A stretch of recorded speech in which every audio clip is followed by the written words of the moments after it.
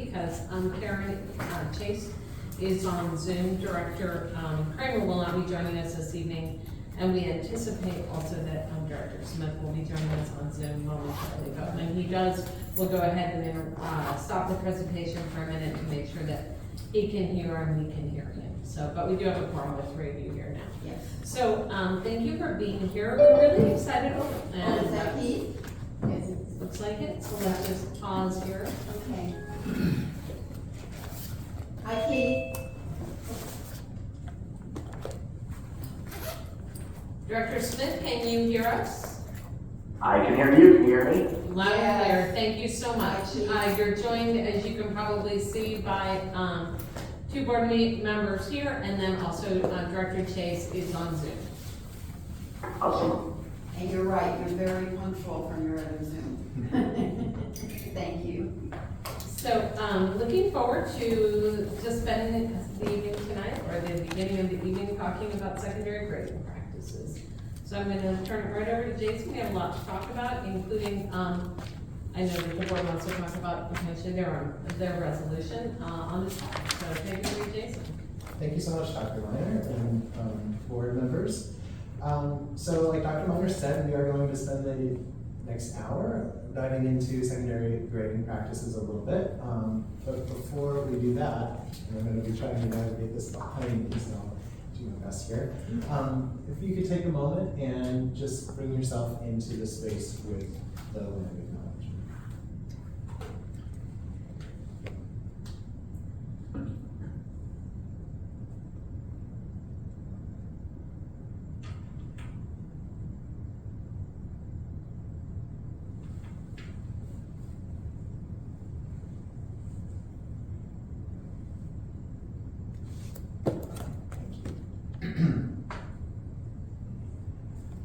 So I wanted to start with just some key issues surrounding grading practices in general. And we'll get a little more deeper into this when we hear the feedback from principals. But some of the things that surfaced as I started looking into what was happening currently with secondary grading practices is that there are some concerns with inconsistent grading, alignment with the district goals, including equity. There's subjectivity in grading, misalignment with learning standards, thought that there's a lack of communication around grading, and certain rigid requirements that are a concern. So during this meeting, we'll start by actually reviewing the current board policy for graduation. We'll analyze feedback from principals regarding grading practices at their schools. Discuss plans for gathering further stakeholder feedback. We'll explore nearby district policies, including Highline's shift to standards-based grading. We'll highlight additional considerations and possible next steps, and then time for questions. And it's always an issue of questions. This is a study session, so it's a good time to just take them as we get them. Absolutely, please do. So I wanted to start with grad rates, and as I was preparing this, I was thinking, why would we do that? Why would we connect this to grad rates? And I actually think there's a really clear connection between grading policies and practices and ultimately where students end up with graduation. So we do right now have a 24 credit graduation requirement, which means that failing just one class from 9th to 12th grade jeopardizes on-time graduation. So that's a concern that correlates directly to grading practices, 1F and a student is behind. Grading subjectivity can impact some groups more than others and can lead to lower on-time graduation rates. And then it's really important to remember that students who graduate from high school are more likely to earn a higher income, less likely to be incarcerated, and have greater economic mobility across generations.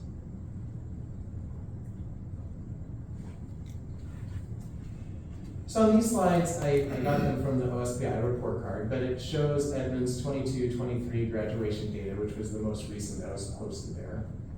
And you can see that for all students, there's an 83.1% on-time graduation rate, and then it's broken down below by gender. You can see the numbers: 84.9% female, 81.5% for male, 71% for gender X. I thought that was really interesting, that gender X was so much lower. And I realize it's a small group, so I don't, the N is gonna be, skewed potentially. But it's really telling us that those kids don't feel like they belong, that they don't feel like perhaps they have the same support. I thought that's a significant chunk lower to be troubling. It is, right? And it is significant, 10% lower. And I don't think they would necessarily be correlated with the homeless students and the low-income students who are also, as we go through the slides, since I looked at them. Do you know what I mean? Whereas homeless and low-income are gonna be correlated together. So when those two groups are lower than the average of the rest of this, I just don't know. Anyway, it just really jumped out at me. It stands out, and it's Yeah. probably worth further investigation Yeah. for sure. Yeah. Here's further graduation data broken down by federal race and ethnicity.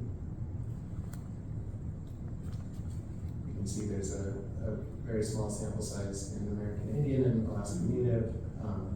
Asian students are graduating at 91.2%. Black African American at 86.8%. Hispanic and Latino at 72.5%. Native Hawaiian and other Pacific Islanders 73%. Two or more at 79.5%, and then white at 85%. Jason, how do you interpret percent continuing and percent dropout for Native Hawaiian? Because it's 73% graduating on time, less than 27.3, and 27.3 dropout. So I don't know, I don't understand. Yeah, good question. I would need to look into it further. It's data that I just pulled from the state report card.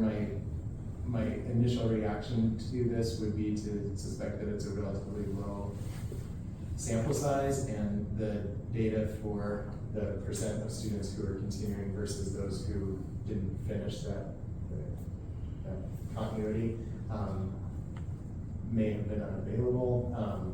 But I think it again would probably be worth looking more into. But is your question really a mathematical question? That 27, that the numbers don't add up across? Well, I know we want kids to graduate on time, but if they're continuing, that means they're still invested. You can't have 73 plus 27 and then plus another 27. Exactly. Right. And the recent continuing and the recent dropout can't be the same kids. It looks to me like a typo, Yeah, that's what I'm wondering too. to be honest. Whenever I see numbers like that are exactly the same but don't mathematically make sense, that it was just a copy and paste error maybe? I mean, if this is. Or given that it says less than, it may be that the N is actually suppressed under percent continuing, because there may be fewer than 10, but if they put, But then they don't put any percent. When the N right, is too I low, mean, they and don't maybe put for any. some reason they've done it that way, rather than say N is less than 10 across the board as they do for American Indian or Alaska Native. But we can reach out to OSBI and ask why that is, But overall, it's not good. But again, with the small N, we don't know what it is, because that can really vary greatly from year to year, depending on the cohort of kids. correct. Might have noticed that on the gender X, but it wasn't as blatant as that one, so that's why. I wanted to know. Okay. Okay. And then these are broken down by program and characteristic. Let me just take a moment and have you look at this data.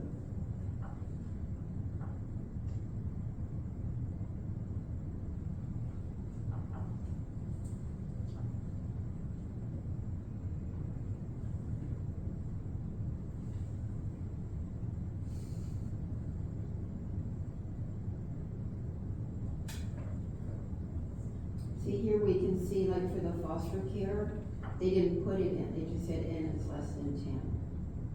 And that's what I'm typically used to from all data reports, so, anyway. Yes, I can reach out to OSCA and see if we can get an answer there.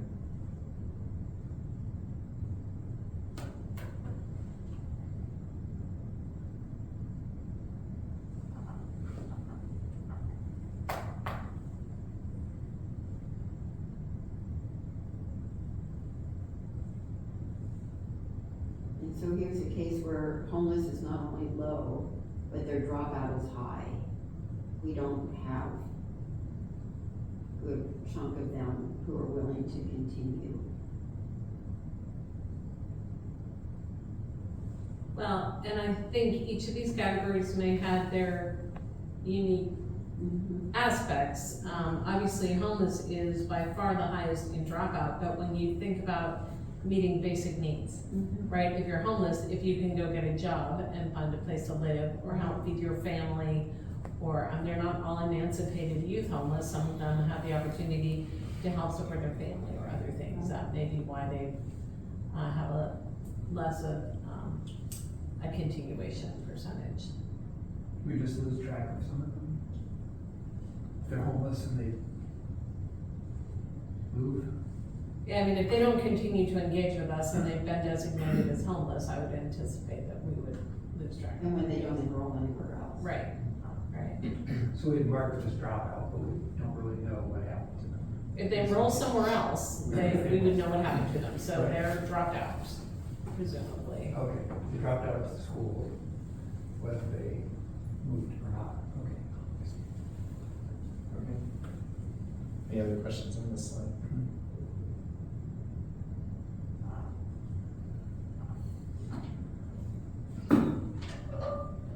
So I did want to just go over an overview of the current. You didn't move on that. Oh, no. It's not working here. There you go, I think it just, there's a lot going on. Thank you. Overview of the current graduation requirements for the Edmonds School District. So we do have a 24 total credits required. That's also a state requirement. And it's broken down as follows. There's 4 credits in English, 3 in math, 3 in science, 3.5 in social studies, and 0.5 of that is a local requirement. 2 credits in world language, 2 in the arts, 0.5 in personal finance, which is a local requirement, 0.5 in health, 1.5 in PE, 1.5 in CTE, and 0.5 of that was a local requirement, and then 2.5 elective credits. But again, that's a total of 24, and that is all of the credits that students would be enrolled in for the 4 years that they're in high school, which again is going to bring us back to grading and why it's essential to start looking into those practices.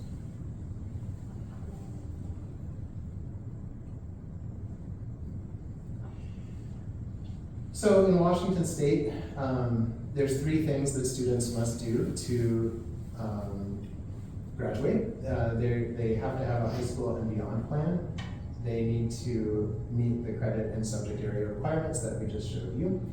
And they do have to have this year a graduation pathway option.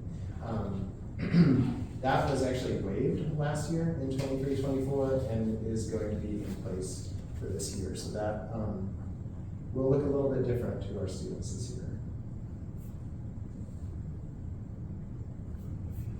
And I shared here is just the Washington State graduation requirements. If you want to take a closer look, there's a link there on that slide, and you can go to page 22 and have a larger version of this. But it just kind of really illustrates the difference between the state requirements and some of the local requirements that we have here at Edmonds.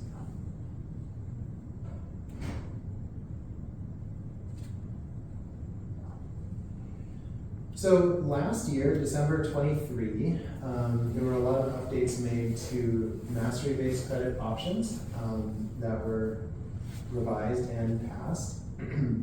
So just some of the things that students can do now currently is that they can earn credit by passing a course per district policy, so they need the minimum standard, by demonstrating proficiency of the mastery of content standards, like 1 course higher And the completion of instructional hours as planned by the district, and we'll get more into mastery-based credit here. It's available for students who seek an alternative to traditional course completion or credit recovery. So again, it does give an option for students who have maybe fallen behind a little bit. And students may recover up to 1 credit following a failed or incomplete course by demonstrating mastery of subject standards. And just to actually back up a little bit on that one, the courses that can be used for mastery-based credit have a very high level of rigor. So they're such that if a student wasn't able to pass one of the lower level courses, they could take this like a higher level class, like an AP class, and show that they do have mastery of that skill and can earn back the credit that they may have not finished a course or again failed a course. So it's just another way that there can be credit recovery. How much is that taken, how much is that used? It's relatively new. Yeah. So this is actually the first kind of full year of, we'll be test driving it this school year. So Oh. because we just passed it last winter. So Okay. Wasn't it in place as part of the COVID? So yes, it started with COVID, and I'm gonna say a bad word, backfill. We had a backfill policy which allows students to, if you pass the next course in the sequence, you can backfill the grade. So we use that as kind of the starting point. But then we really engaged with teachers about developing a chart of courses, making sure we wanted to be very mindful to make sure that, that courses that really truly were standards aligned were the only courses that were on the list. And so we did a lot of work with teachers in all different content areas to come up with the ultimate course that we use for mastery-based credit. Did kids tend to use the early version of this? It was used pretty heavily, yeah. We definitely had a lot of examples of kids earning credit through the backfill process.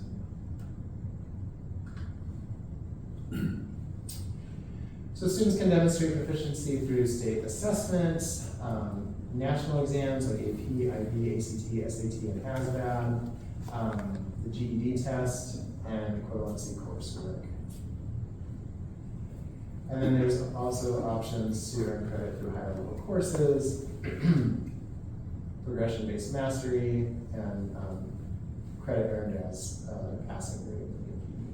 I'm curious. I know this is a state thing, but when they made this decision, I certainly questioned it, the ASVAB to be equivalent to an AP or an IB. I mean, how many of our kids actually use ASVAB as their path? It's a small number, but we are seeing more kids trying to access the ASVAB as a pathway option for sure. Okay. But it is a small number right now. I mean, it's just, my understanding is the expectations are quite a bit lower than some of these others. Surprisingly enough, the cut score for ASVAB is high enough that it's Okay. it's a fairly high bar that kids have to meet. So Okay. I wouldn't equate it to an AP course by no means, but it's not a low bar. Okay, thank you. They have a tutoring session. What is that? Well, I don't know what ASVAB, that is. it's the military exam. Armed Services Vocational Aptitude Battery. So what it Thank you. says is if a student meets the minimum score to qualify for the military, that's the equivalent of passing the ASVAB Okay. for this. Okay. And it is one of the state's pathways. All right. Yeah, that's not a district decision, that's a state decision. And so to pass the traditional course, a student must earn a passing grade according to district grading policy and requires an a D or higher. And now I kind of want to shift gears. So that was just kind of some background overview of our graduation policy, of state requirements. So I might pause here for a moment and see if there's any further questions on that area, because we are going to pivot and start looking at actual feedback from principals about current grading practices. Well, And I would remind us that we are gonna have a deeper discussion on graduation, so, and I wanna make sure we do get to grading tonight, so, if it's specifically a graduation question, maybe you can save it for the other one. I just want to point out, we do have a board policy on grading. It's very general, and it certainly doesn't ensure consistency. And I think you're gonna get to that, But right? Yeah. but we do have a board policy. So I reached out to principals with a survey, asking them. Okay, principals, secondary, Oh, middle sorry. and high? Secondary, or- yes, correct, middle and high school principals. Thank you. And assistant principals, they were on the survey as well. So I got 15 responses, from the group that I sent this to. It's 15 out of how many? It's in the low 20s, I think. Middle and high administrators, yeah, it's about 22. So one of the questions I asked was about consistency and how they would rate the consistency of grading practices across their school. And what stood out about this is that 2/3 of them actually said that grading at their school is very inconsistent or somewhat inconsistent, which is a significant concern, and it does indicate that there is a need for providing more clear grading guidelines. And I would say that we just need to be careful about how that rolls out with outreach, starting with smaller focus groups, potentially moving to piloting and professional learning. But it's a clear indication that there's concern here with this high of a response for inconsistent grading. Oh, wow. I think 2/3 saying very inconsistent or somewhat inconsistent tells us it's really inconsistent. And then on the next slide, I asked them how clearly they think students and families understand grading criteria. And this one again is also fairly alarming. We see again, almost 2/3 of principals are saying that they think it's not clear at all or somewhat unclear. So 64.3%. Again, I think this shows a need to work really closely with principals and to find ways to provide clear and consistent communication with families about grading and where they can find grades.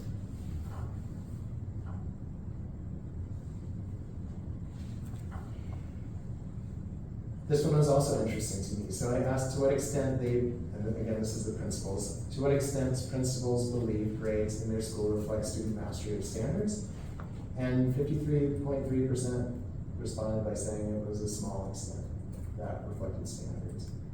And so one thing that I have as a major goal is to ensure that grades are going to be to reflect student mastery of learning standards and not other subjective measures like behavior or compliance and other ambiguous things that could be scored with bias and like traditional grading practices can be. So again, just some data I wanted to highlight for you all. It's really great data. I mean, I know, let me rephrase that. It's very informative data. It is not great, but it's not surprising. What is surprising is the honesty that the principals gave us in terms of their perception of what's going on out there, which is certainly something we all have the sense it's true. Is it small sliver to a large extent or not at all? The green one is to a large extent. And that's green, okay. Correct. It's just a little hard to tell. Yeah, that's completely fair. It's a little small. It's small. The rest of the survey was more qualitative data, but I tried my best to summarize the responses. I asked what was working well. Principals said that some teachers are using rubrics and they felt like the rubrics made the grading expectations clear. They said that some teachers were using flexible deadlines for students who needed more time to complete assignments.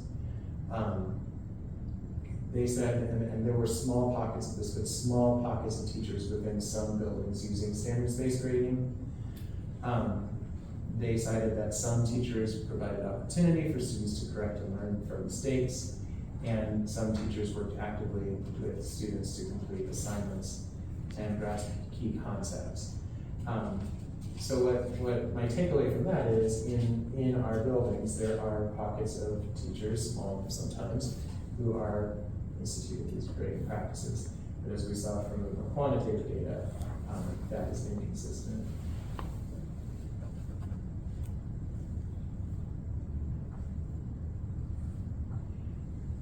Again, open-ended question, what are the concerns from principals? The most common feedback I got is that they were concerned that some grades are based on student behavior or compliance.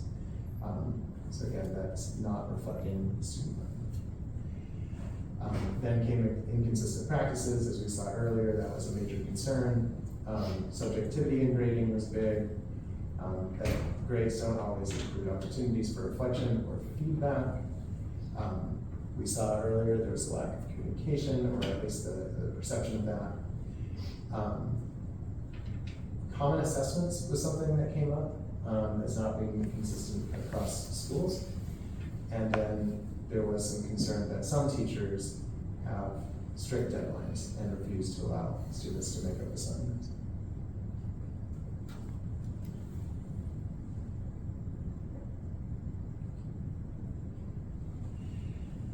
I asked the same principal group about challenges that they saw in implementing fair practices, and you can see these as well. They are concerned that there could be confusion around grades, where some students and families are focused solely on what is needed to earn an A. They're concerned that some teachers think of grades as a motivator rather than a reflection of actual student learning. That there's just not the understanding yet for teachers to implement standards-based grading consistently. They're concerned about the technology systems that we have in place and the possibility that they would not be able to be adapted to have standards-based grades. They were challenged by teachers facing difficulty of balancing personalized learning needs with maintaining consistent and fair grading practices. And then, again, perception, but they feel that there was no clear district-wide assessment policy, and that affected the consistency. You know, I just want to say, I feel that the district has really gone backwards in some ways from where they were when standards first came out. So the district had developed and used they were required common assessments. You remember, Greg, the graduation performance tests that were district. We had lots of workshops where teachers unpacked the standards. They really talked about, what were the standards. It's as if all of that attention to what really matters in terms of what we expect kids to know and be able to do and to operationalize that in ways to evaluate where kids are on that has just over the years somehow gotten lost. I don't know if that's the best way to say it, but it's not as if we weren't there. And to be honest, in that time, and I'm talking 15 or more years ago, no, probably 15, we had better graduation rates and better achievement. But we also had, that's when the state assessment was required to meet graduation. And when kids had to do that, they were vacation and could do it. Anyway, it's just a reflection I'm having. Thank you. Finally, I asked principals what they would like to see. And this was interesting. So the top response was they do want to see standards-based grading and a shift toward grading based on student mastery of essential standards, and moving away from grades based on behavior and compliance. Which leads right into the next one, a clear reflection of student learning, and grades should reflect what students know and can do. They do want to see a pivot to equitable grading across the entire system. They'd like to see report cards reflect student mastery of the standards.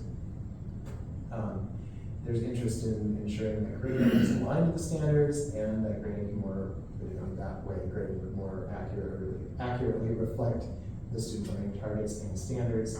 And then it came up over and over and over in these responses was consistency. They were hoping the teachers could have opportunities to calibrate the grading practices, which would lead to a more consistent approach across classrooms.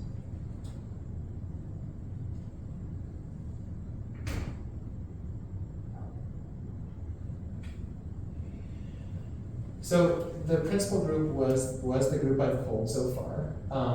And I think what will be necessary, especially if we end up making a big shift in this area, is to get feedback and thoughts from more stakeholders than one group. It's going to be essential that we get input from families and students to inform any future grading policies that we have. Like to create surveys for families and students to gather their insights on grading practices and their experiences with the current system. And again, in doing this, we want to really absolutely make sure that we include culturally and linguistically diverse communities and make sure that the approach is inclusive and reflective of all of our students. So some of the things I was thinking to do to reach out to families and students, collaborate with district leaders to create a survey that will include both multiple choice and open-ended questions that can capture diverse perspectives.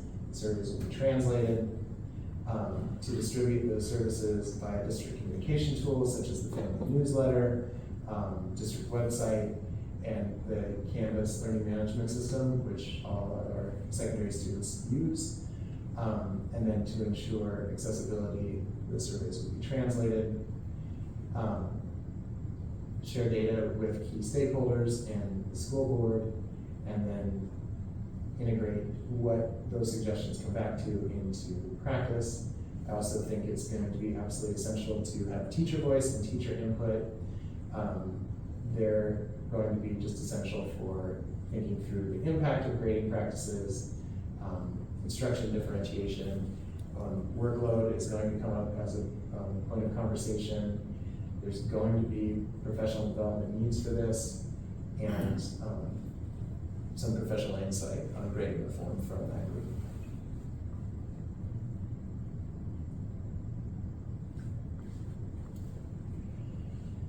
So I wanted to take a moment now and highlight some work that nearby districts have done. A lot of this information is available on some neighboring school districts' websites. They don't all have it posted. I didn't make a slide for Everett. I did reach out to a person there. There's limited information on their website, and she told me that they were going through this process in Everett right now and was actually excited at the possibility of having a collaborative partner. So that was a good connection. But these are districts that have their grading policies highlighted on their public-facing website. So starting with Bellevue, I just put them in alphabetical order. And there's links on the slides too if you're interested in going more into depth on these grading procedures and scales. But Bellevue has teachers selecting from 3 traditional grading scales or from 4 standards-based grading scales. So there's a wide range of what teachers can do as they select which grading system to use. But I want to point out, even though it's phrased like this, when you look closer at it, they don't allow a 0.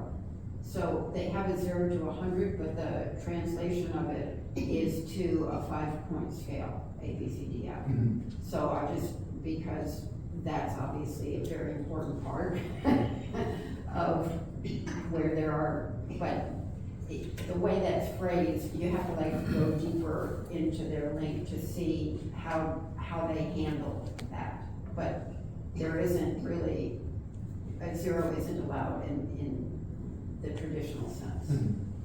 Thank you for pointing that out. They only have the 5 grade bands. And the way they put this up is the district organized a grading design team, and they developed a purpose of grade statements and updated their board policy.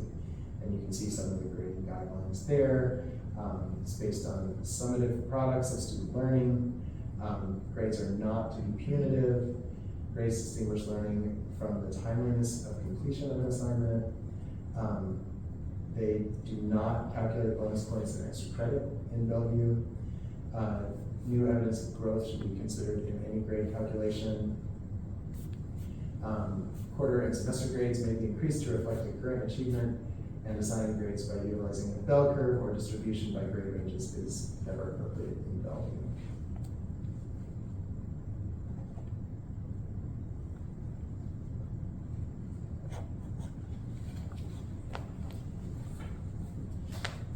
Highline has an interesting case because as I was putting this presentation together, they had a fairly massive cyber attack there. Yeah. So I was able to access these links when I first started working on this presentation, but I've noticed that, and I put a little asterisk there, they don't all work now. It might even be the case that actually none of them are currently working.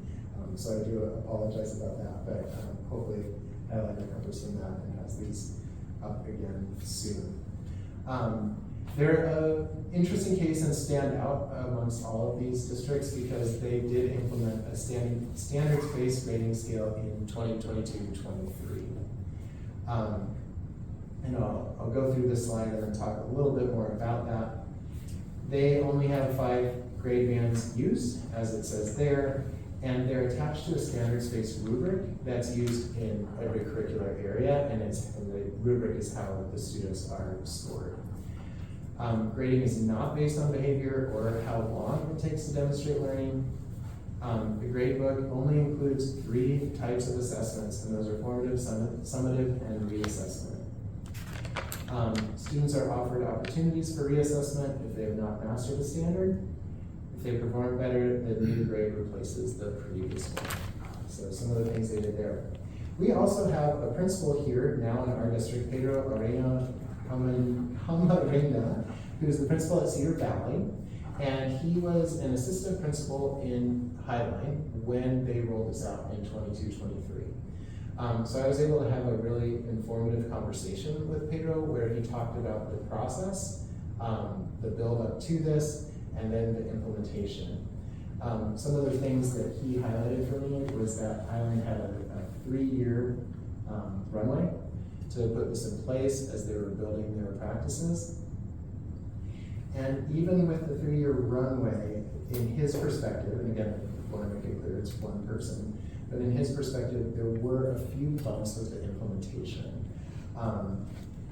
And what his concern was is that of the 2 high schools that he was most familiar with in the district, one of them, the rollout and implementation was quite smooth, and the other one, there was a little bit of resistance to.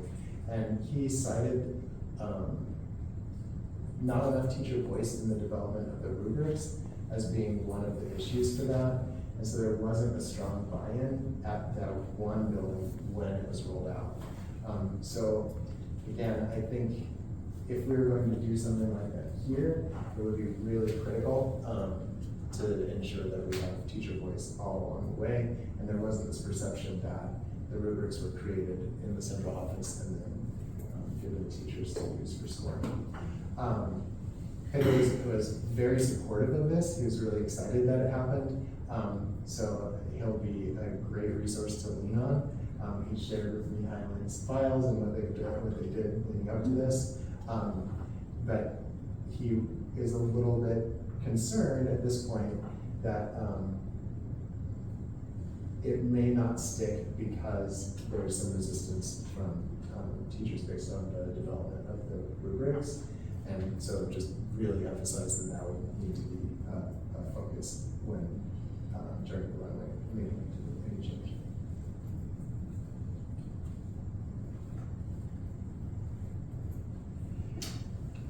North Shore is very nearby district. So their district and the teachers union, revised grading policy and integrated into their 2023 CBA. So it's relatively new in North Shore as well. They are also only using the 5 grade bands. They eliminated the 0 as the grading floor and replaced it with 40%. I'm sorry, I just, when I saw that, I'm thinking, why is it that A, B, C, and D get 10 points, but an F gets 20 points on the scale? Can you imagine if we said an A is 80 to 100, right? Give it 20 points, and then everybody would say, well, we're dumbing it down. So what are we doing if we make an F 20 points? Are we pushing up the punitive part? I just, it was like, it was almost like there were teachers who were like, I can't just make it 50 to 60. I can't, you know, like that he just couldn't understand the math behind it or something. But I just had to point out that while most of this makes a lot of sense, the 40 to 60 for an F. Sorry, okay. We're all friends here. No, that's fine, and thanks for pointing it out, and it does make you wonder what happened in the room, What right? were they thinking? Like, what was the discussion about that? Yeah, we'll have equal intervals except for F, which is what we have now, which is the problem. Yeah, okay. And you can see just in some of this language, there probably was a lot of back and forth there, right? I mean, like. I'm like sure the there next was a bullet, lot of discussion and that was their compromise, but Late work and credit bearing classes can be turned in for full credit the following class period. I mean, that seems like probably heavily negotiated. And for non-credit bearing classes up to 1 week for full credit. And they. What is that? I didn't understand that. And I Middle didn't school, follow- middle school classes? I would say, yeah. Yeah. Oh, okay. All right, that makes sense. And then they included a statement that student behavior should not impact academic grades. that's so specific though, you're right. Rebecca, this turned in the following class period or. It has to be middle school. It has to be middle school.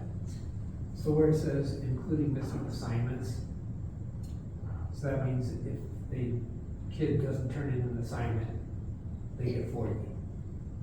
In the next class period. They could turn it in the next. If it's missing.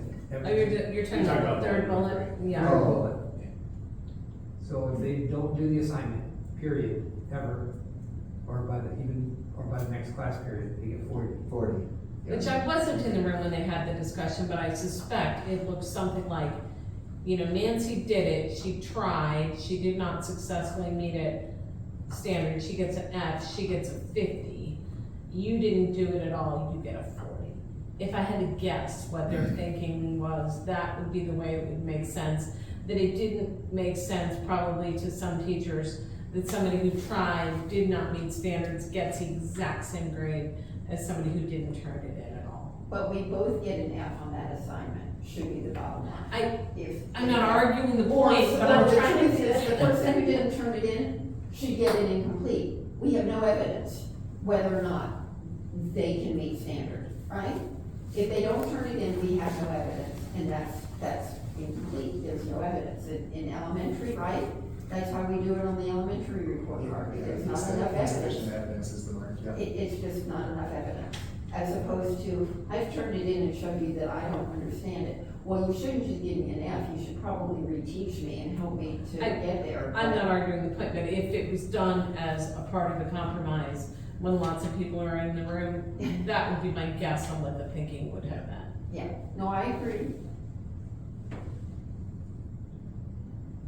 There's obviously no perfect solution.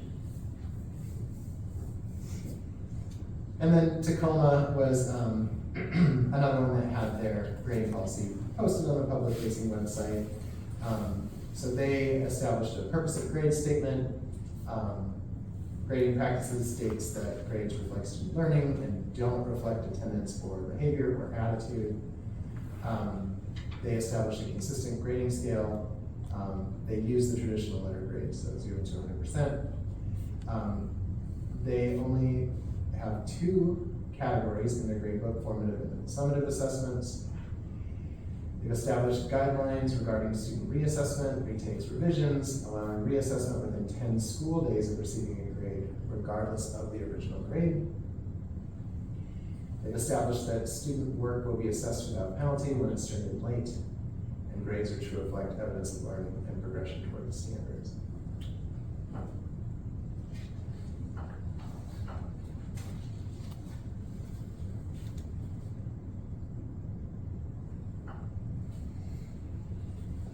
And so some possible next steps, and then we'll open this up to discussion, is to establish a grading task force.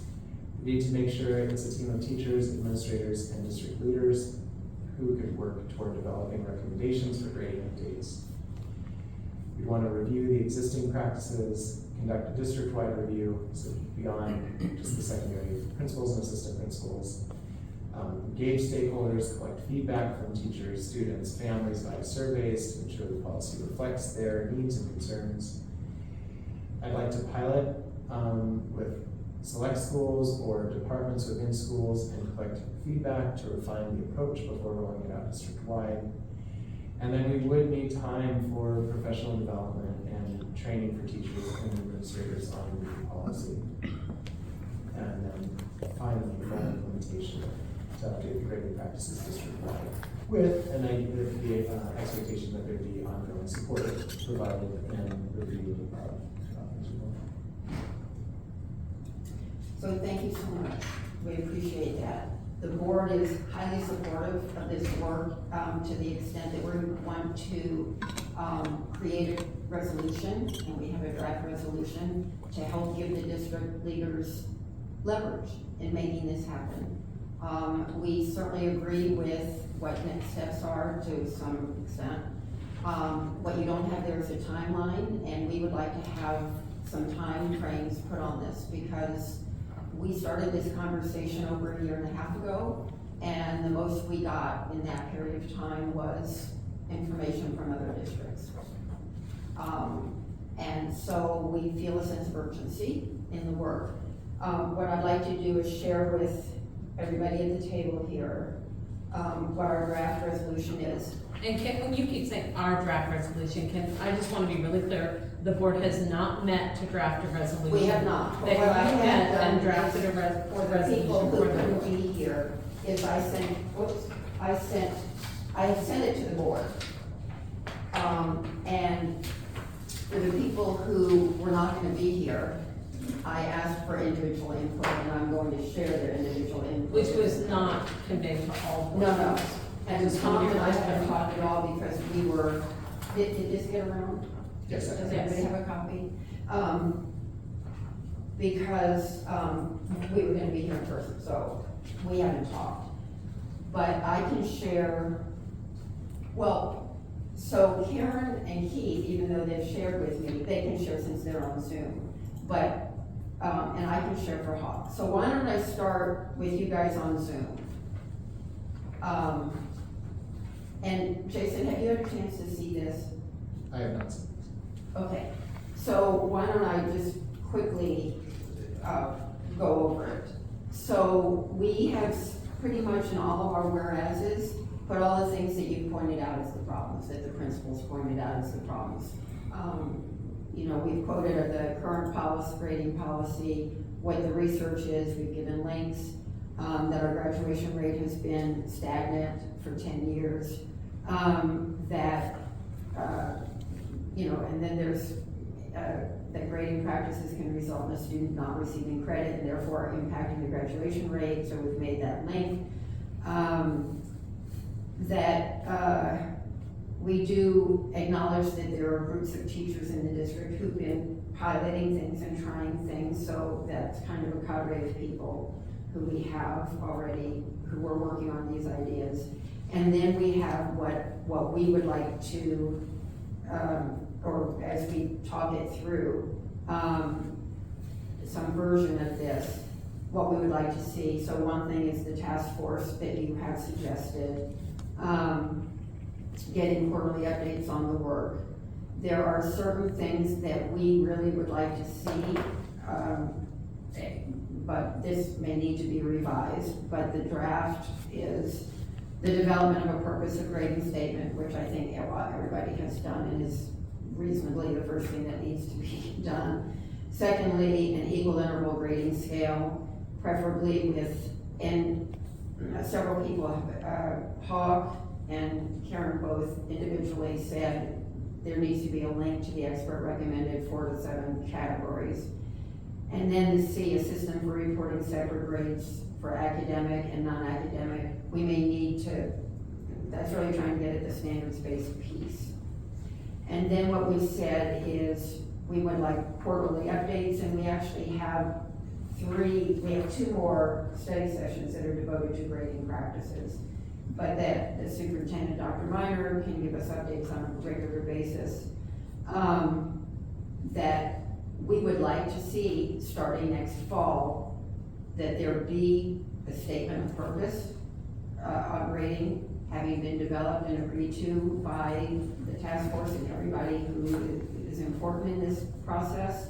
And also, we would like to see the implementation of having equal interval grading scales.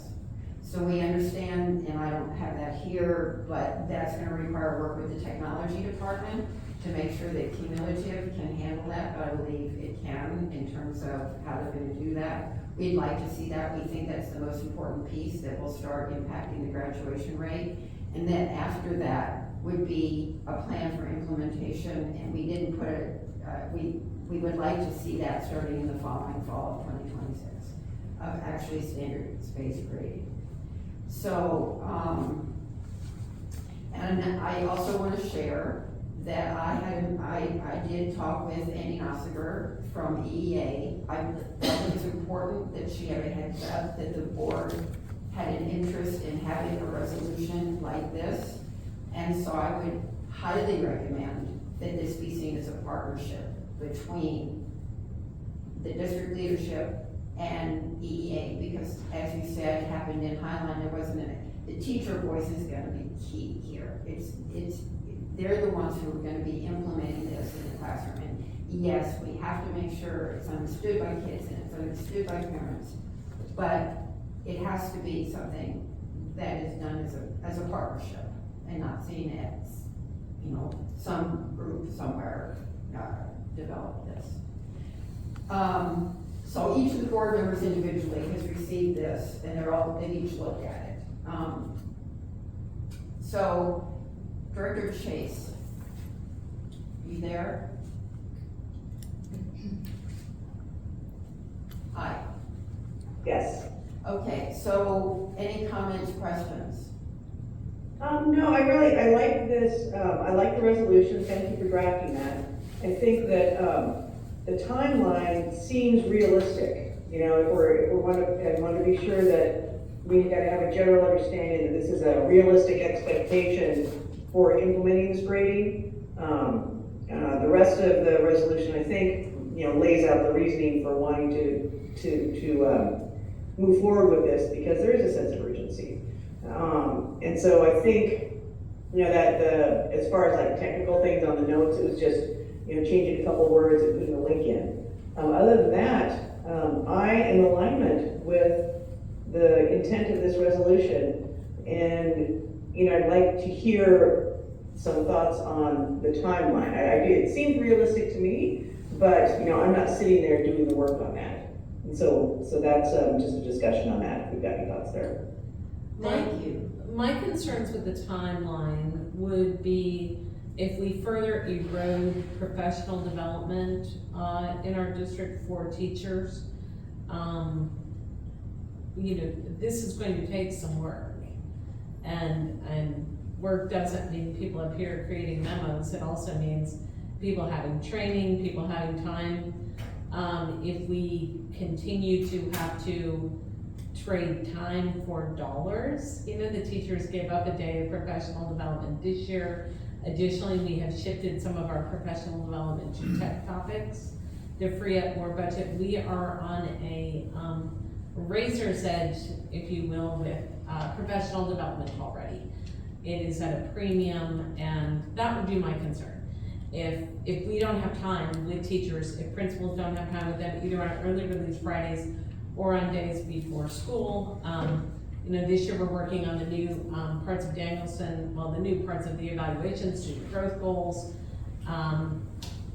That would be my concern, would be time. And not by time, I don't mean like we can't do it in a year, it would be time with teachers specifically. So let me ask you a question about that. In my mind, I totally hear what you're saying, I understand what you're saying. In my mind, the piece that would really take a lot of professional development is the third piece, getting to standards-based grading, to real standards-based grading. To me, it seems to me that it could be that the conversion to an equal interval scale could be done in a way that doesn't require a lot of professional development. What's your reaction to that? Largely agreement, although anytime you do anything, It's never as easy as we think. right, and there will be people who, that's a 5-minute conversation, and people who need. So, but largely, yes, the heaviest lift in this is going to be conversion standards-based. So I could see, and I'd like to hear from my board colleagues on this. I could see leaving the timeline saying next fall, we will have an equal interval scale of grading.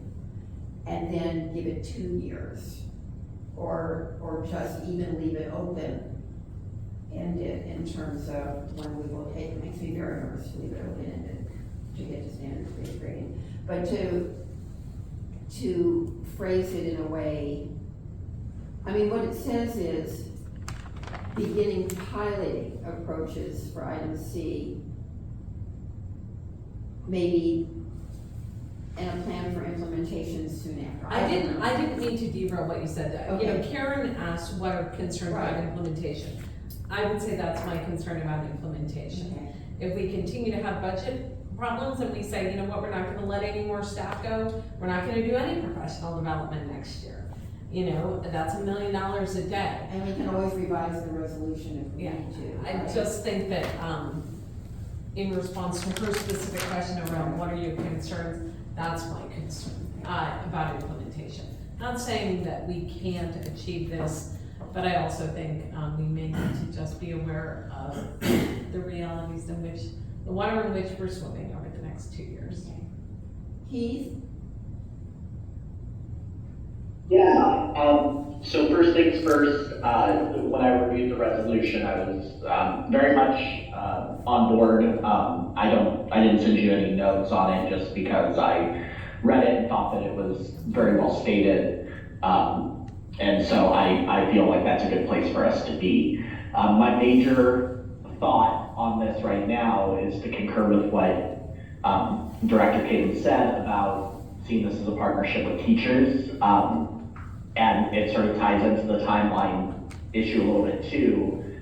It's conceivable that they may want to bargain us, as it is, you know, in the, I can't remember what district you said it had been bargained in, Shoreline or which one it was. But the point is that that could be a thing that comes up. And so if we get teachers to buy in and they have a voice and they feel like they're being heard, then I think that behooves all of us, and it does help with that timeline question. So to me, I think that's the most important piece of this, is just making sure that we have teachers at the table who can buy into this and we can hear what it is that they have to say on the issue. thank you. It may also be important, Director Smith just made me think that next year the board put some budget behind this. Everybody's budget, none of us have enough money in our budget to establish another task force. So if you're gonna be either providing release time for teachers or paying them time after school, we should make sure, and those teachers who are piloting, if they're piloting something, so that they can get together and work on this, we probably would like, maybe you wanna put something that the board will also, whereas, you know, devote, include a budget line item for the 25-26 for the support of the task force. Because this will probably be a heavy enough lift that teachers will be devoting some substantial time to it, and will probably want to be compensated for that. Jason, did those other districts bargain North Shore North Shore did, he did. said. it? Or did? What Andy said to me was it would of course have to go through PEC, which is the Professional Excellence Committee. And so you should make a note of that. Her first sort of interest was in having the Professional Excellence Committee be the task force.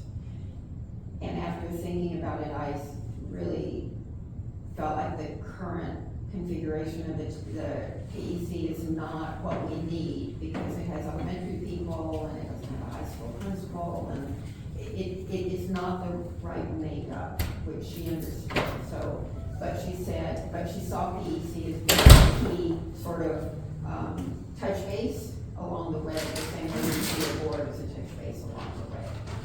So that may mitigate the need for it to be bargained. I don't even wanna, I wasn't thinking that, because I'm thinking of this as an initiative initiative to improve what's going on in the district. And that it's not, to me, it's not bargain, but I'm not part of bargaining, so. So I'm gonna share what Hogg said.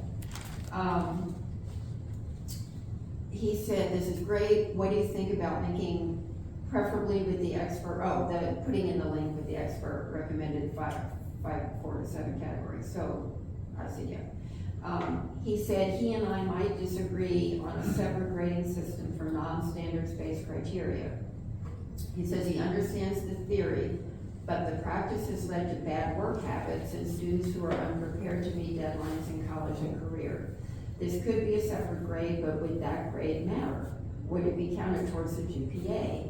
If so, he's all for it. In fact, he thinks that may be a great solution. If not, then the separate grade has no meaning for students, so why include it at all? He said it also creates additional workload for teachers to evaluate students on non-standards-based criteria. He'd rather teachers spend time planning more rigorous and meaningful lessons and content. So my feeling is most of what he's talking about is work for the task force to do. We're not coming out with these details, that's not our job.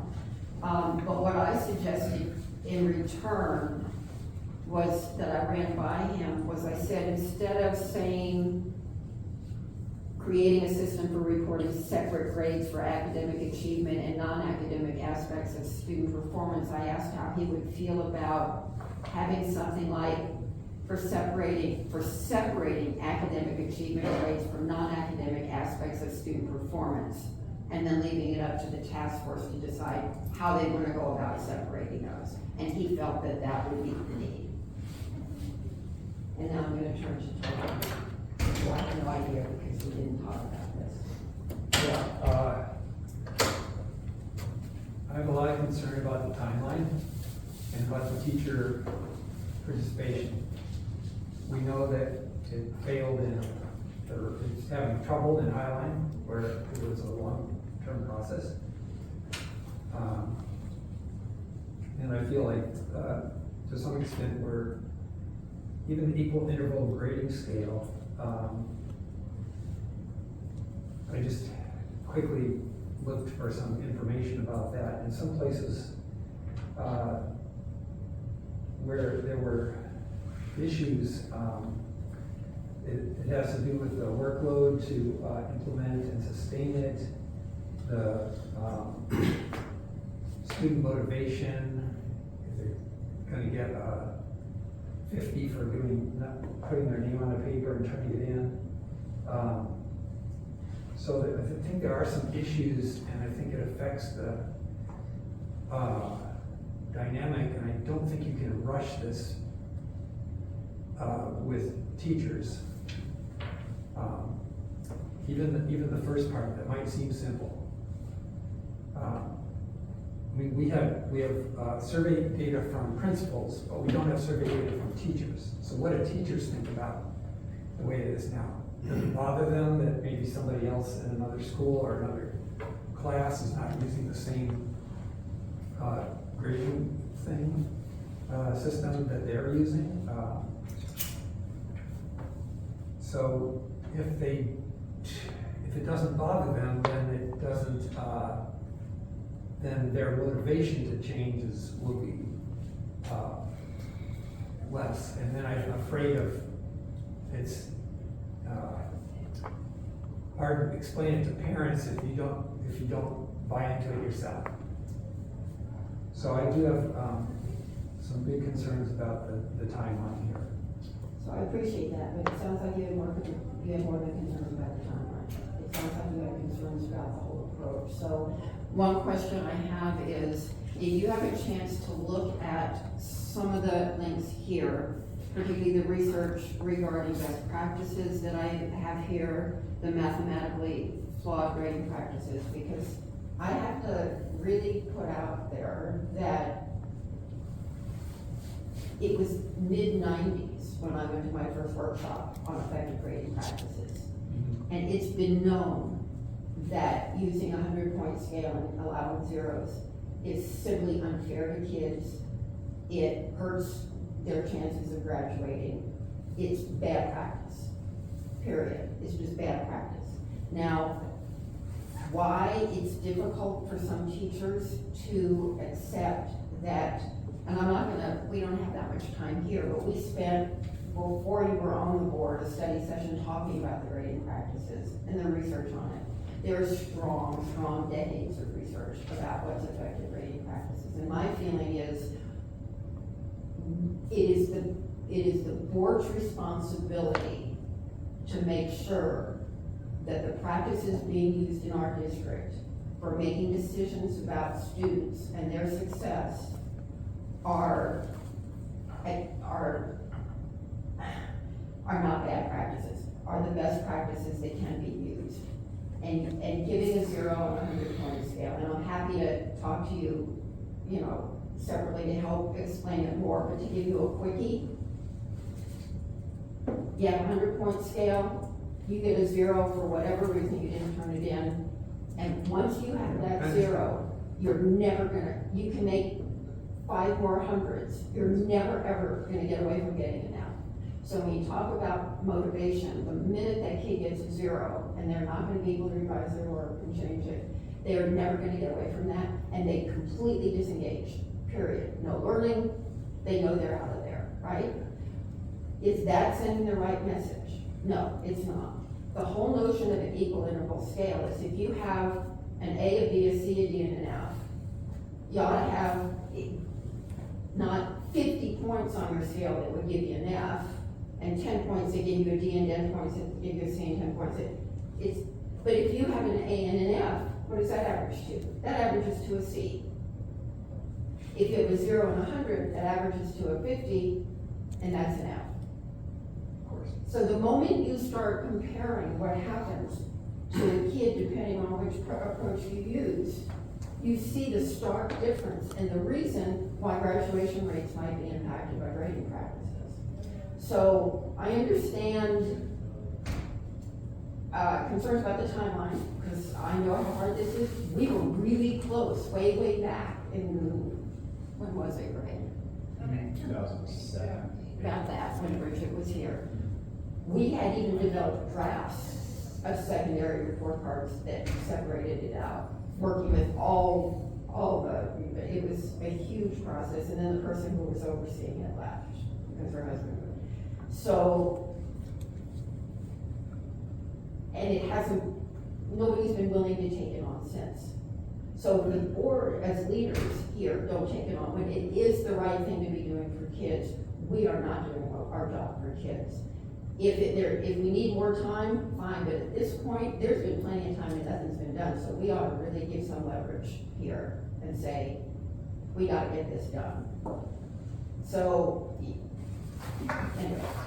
And just as a reminder, we can't make a decision about that, in this meeting, because. No. What you can do is take the input you've gathered, Nancy, and revise this, and then bring it back to the board in a meeting where we can. What we can do is put it on as a first read, Could, and then we can continue the discussion in an open board meeting. I might not put it on, I mean, this is kind of, we could just put it on as a report presentation. You could go over it, we can come up with a draft, and then just do it as a single reading. Okay, either one, that would be the same. Rather than timeline. revise. It's the I same. don't, I'm It's just a big timeline. tired of it dragging on and dragging on and dragging on and dragging on, and every, I'll tell you sort of part of my motivation, which I had told in the study session when we did this before. That first workshop I ever went to was at a national middle school conference, okay? At a conference like that, you sit by a bunch of strangers at a table, right? We were all learning, we were all going through the scenarios of different grading and the impacts. And the teacher next to me, who of course I did not know, started to cry. I mean, really cry. And I turned to her and said, what's the matter, what's the matter? And she said, I've been teaching for 10 years and I've been hurting my kids for 10 years. That's how I feel now. I feel like I'm hurting the kids in our district. Every year that passes, and I'm in a position that I could do something, this is one of the few things I feel like the board could do that actually would impact our kids in a positive way. I feel like every year that passes, I'm hurting my kids, who are all the kids in the district. So, I've never forgotten that because it shocked me. And of course, I put my arm around her and said, but now you know you'll be doing well for you. She said, oh yes, I'm gonna change everything I'm doing. But she was so upset by what she was doing to her kids. That's how I want all our teachers to understand this. I'm not saying I disagree with any of it. I'm saying teacher buy-in and participation is gonna be critical to the success of this. Absolutely. So if we want it to succeed and not just do it, but we want it to succeed, we need to make sure Absolutely. that teachers are involved. And that's why we're turning it over to very competent leadership here. And have So I time, believe- and have time. It's kind of that saying about if you wanna go fast, go alone, and if you wanna go far, go together, right? Exactly. And so it is striking that balance. It definitely feel your sense of urgency, and we know that if we don't go together, we may not get very far. And if you don't put timelines on things, it can drag on and drag on and drag on, because it's a lot easier because there's so many other things going on that are also high priorities. And I think that's what's happened, which is why I feel like at least we have to have a timeline here. This may be too ambitious, I don't know, but I feel like we ought to at least have a timeline that sets some parameters, and then that's our goal, making it difficult but doable, which is what I think all goals should be, difficult but doable. That doesn't mean they get done. Well, and I'm wondering, you know, Nancy, as you think about that timeline, since I assume you'll be drafting this, I was just thinking, you know, once Jason has a little bit more information, that kind of climate may give you more sense into the timeline as well. So if you can write this in such a way that, you know, we'll be further determining our timeline based on the input that we received through some of the feedback gathered by our stakeholders, that would allow us to get a little more information. Okay. I'll see. You'll have a better sense of the climate around this when we get a little bit more data. Which will be when? Well, we'll certainly have that. I was just looking for the study sessions. The next study session on this is February. I'm not waiting until February to put the timeline on this. To me, that's like, okay, so another 6 months are gonna pass. with, Well, I wondered if like, you could document. write this based on like, once we have additional information in February, we will, I mean, I don't think we'll have a survey written, completed, you know, it's possible December, but we don't have time for another study session before that, because we're pretty large, so. Well, let me think about it. Listening to everybody here, I really appreciate everybody's input. I'm looking up at the guys on Zoom and, thinking about how we want to handle the timeline piece, which seems to be the main sticking point. Am I correct that sort of the timeline is the biggest concern? I just want to be clear, so as you read the grading policies of other districts, there were things about like, turning in late assignments or like, you know, deadlines for that. So are we gonna address that in the purpose of grading statement, or are we just not dealing with that part right now? Most of the purpose of grading statements that people are doing are things at a much higher level, not granular like that, but more like the purpose of grading is to provide a fair assessment of students' progress and, you know, toward learning. Do you see what I mean? I mean, it's like, I just made that up, but that's, you know, a fair and equitable approach to, is that what you've seen in their statements? They tend to be, They're very broad. broad. But I think, I mean, a task force could decide granular level. Right. Ultimately for implementation. I think that would be good to consider for smaller pilot groups as well, to see what is effective. Erin does have to unplug, and the Zoom's going through her computer in order to move to the other, transition to the other meeting. Thank you, guys. So, this study session of the Edmonds School District Board of Directors is adjourned, and we will reconvene